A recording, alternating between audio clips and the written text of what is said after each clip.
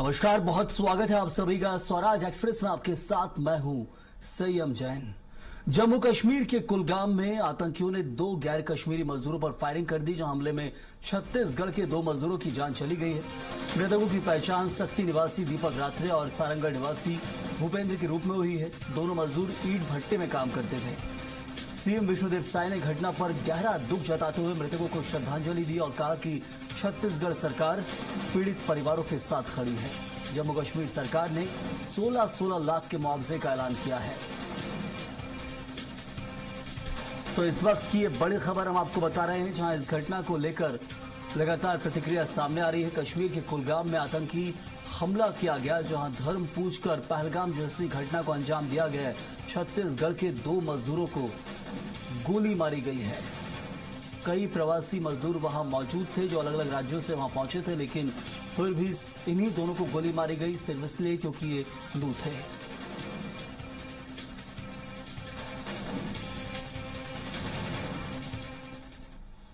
जम्मू कश्मीर के कुलगाम में हुए आतंकी हमले में सारंगढ़ बिलाईगढ़ जिले के भूपेंद्र भैना की भी मौत हो गई। घटना के बाद दोनों के गांव में मातम पसर गया है। सुरक्षा एजेंसियां हमलावर आतंकियों की तलाश में जुटी हैं। बताया जा रहा है कि भूपेंद्र केलाम इलाके में ईंट भट्टे पर मजदूरी करते थे, जो सारंगढ़ बिलाईगढ़ जिले के छुइया गांव के निवासी थे। तो कश्मीर की घाटी अभी भी शांत नहीं है। वो घाटी खून से लथपथ है, क्योंकि अभी भी आतंकी वारदातों का अंजाम दिया जा रहा है। और कहा यह जा रहा है कि यहां पर टीआरएफ ने हमला किया है, जहां तक कि क्योंकि वो लश्कर-ए-तैयबा से जुड़ा हुआ है और नॉन लोकल्स को अपना निशाना बनाता है। तो जो बाहर से आने वाले प्रवासी मजदूर हैं, उनको जहां निशाना बनाया जाता है। कश्मीर में हुए आतंकी हमले में सक्ती जिले के मालखरौदा ब्लॉक के बुंदेली गांव के मजदूर दीपक रात्रे की भी जान गई है। घटना के बाद गांव में शोक की लहर है। सबसे खास बात, 1 से 1.5 साल पहले उनकी शादी हुई और 1 साल का बेटा है।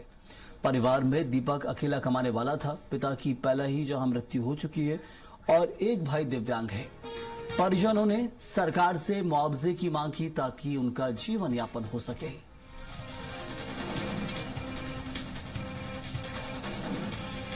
तो आतंकियों ने धर्म पूछकर गोली मारी है, और लेकिन देखिए उनके परिजनों का क्या हाल है, क्योंकि उस परिवार के पास अब कोई नहीं रहा जो उस पूरे परिवार का पालन पोषण कर सके। बताया जा रहा है कि 2 नकाश आतंकी थे जो हिंदू मुस्लिम पूछ करके गोली मारी थी। तो ये लोग चाहे 2 लोग हिंदू थे, तो इनको 2 लोगों को गोली मारी थी। एक दीपक, मेरे भतीजा दीपक रात्रे, एक बलौदा बाजार के हैं, उनको गोली लगी है। उसके कोई कमाने वाला नहीं है। उसके एक भाई है, छोटा भाई, वो भी विकलांग है। उसको पालन पोषण करने के लिए उसको शासकीय नौकरी दिया जाए, हमारा देश की क्या है उसका यही है। उसी कारण से वो कुछ आतंकी हमले में उसका गुजर हो गया है। कब से काम करने के लिए गया था?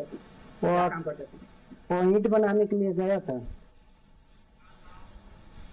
और चलो इस खबर को लेकर और चर्चा करेंगे। हमारे साथ हमारे संवाददाता विकास साहू जुड़े हुए हैं।